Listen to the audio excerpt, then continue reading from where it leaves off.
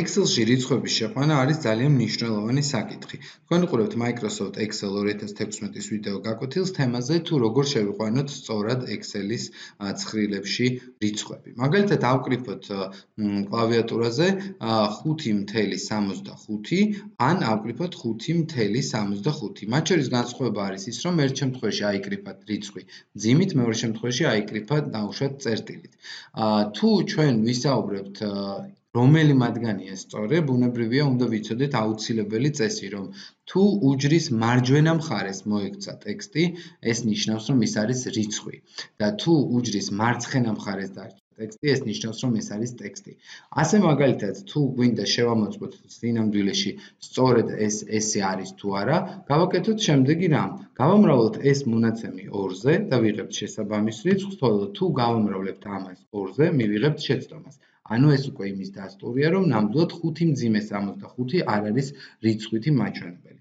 ასევე ეს იმას გვაუწყებს, რომ მათემატიკური ჯამის გაკეთების შედეგად, თუ ჩვენ დავაჯამებთ ისეთ უჯრებს, რომლებშიც ერთი მაინც ექნება ტექსტი, ეს ავტომატურად გამოირიცხება, ანუ არ დაითვლება, არ დაჯამდება და შესაბამისად ნახავთ, რომ მივიღებთ უფრო ნაკლებს. ჩვენ კი შეიძლება მოლოდინი გქონდეს, რომ ესეც უნდა დაჯამებულიყო და მიგვეღო უნდა 11.3.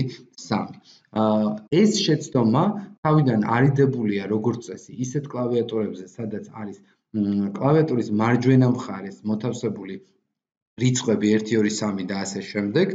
აქვე არის ღილაკი delete, რომელსაც აწერია როგორც მძიმე ხან წერტილი. ეს არის მთელის გამომყოფი სიმბოლო, რომელიც ყოველთვის Excel-ში სვავს იმ სიმბოლოს, რომელიც არის სწორი კონკრეტული Excel-ისათვის. და ეს პარამეტრი განისაზღვრება ჩვენი კომპიუტერის regional and language option-ებიდან. ასევე გეტყვით, რომ იმ შემთხვევაში თუ არ გვაქვს კლავიატურაზე ნამლოქის მხარე და გვაქვს სურვილი ვისწავლოთ ან გავარჩიოთ ჩვენ კომპიუტერში რომელია სწორი ვარიანტი, რასაკვირველია, ერთხელ მაინც უნდა დავწეროთ, მაგალითად 7.8 და 7.8.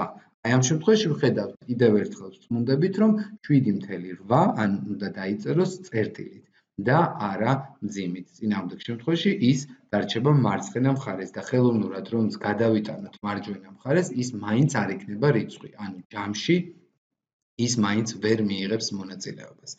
მადლობა ყურადღებისათვის.